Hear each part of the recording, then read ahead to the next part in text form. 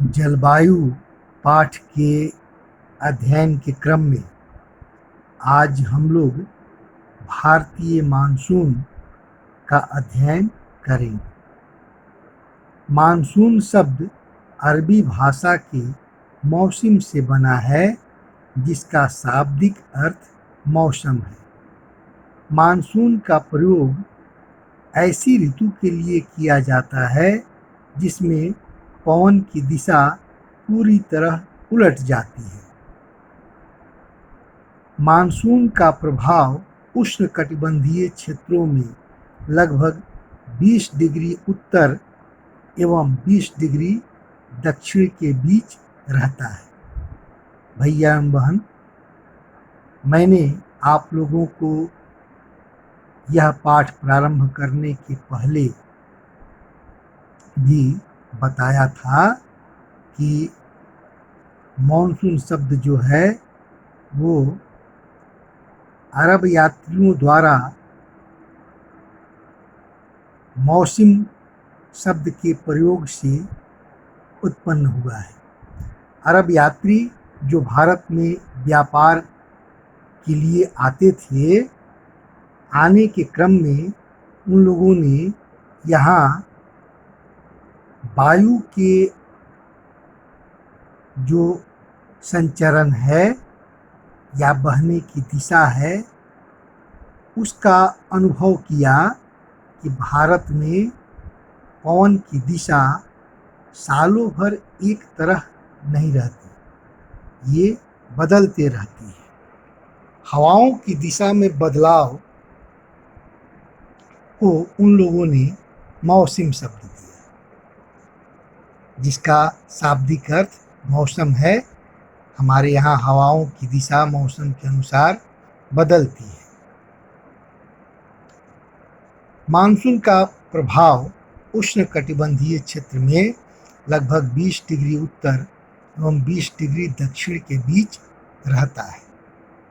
Monsoon की प्रक्रिया को समझने के लिए कुछ तथ्यों को समझना आवश्यक है। जैसे पहला है स्थल तथा जल के गर्म एवं ठंडे होने की अलग अलग प्रक्रिया।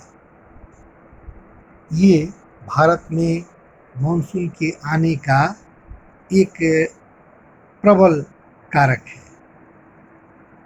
भारत में जो स्थलीय भाग है वह ग्रीष्म ऋतु में तेजी से गर्म हो जाता है। स्थल के गर्म होने से वहाँ की हवाएं गर्म होती हैं, ऊपर उठती हैं और वहाँ निम्न वायुदाब पेटी का निर्माण होता है। जबकि भारत का समुद्री इलाका जो है वह स्थल के अपेक्षा कम गर्म होता है। नतीजा यह होता है कि वहाँ उच्च वायुदाब बना रहता है, क्योंकि वहाँ की हवाएं गर्म होकर ऊपर नहीं उठती।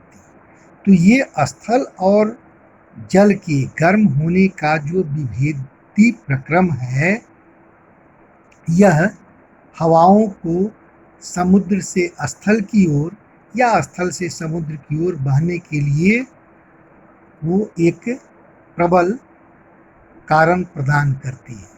हम लोगों ने पढ़ने के क्रम में, अध्ययन के क्रम में यह जाना है कि हवाएं अक्सर उच्च वायुदाब पेटी से निम्न वायुदाब की ओर बहती है। दूसरा कारण, ग्रीष्म ऋतु के दिनों में अंतः उष्णकटिबंधीय अभिसरण क्षेत्र की स्थिति में बदलाव।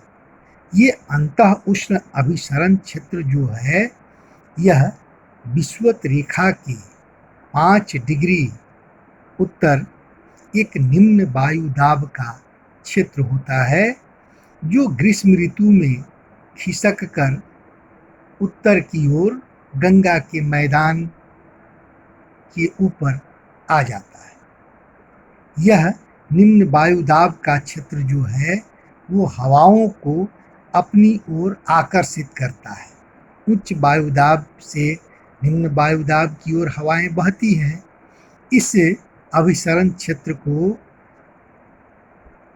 मौसम वैज्ञानिक मॉनसून गर्त के नाम से भी इसकी चर्चा करते हैं और भारत में मानसून के आने का यह भी एक प्रबल कारक होता है।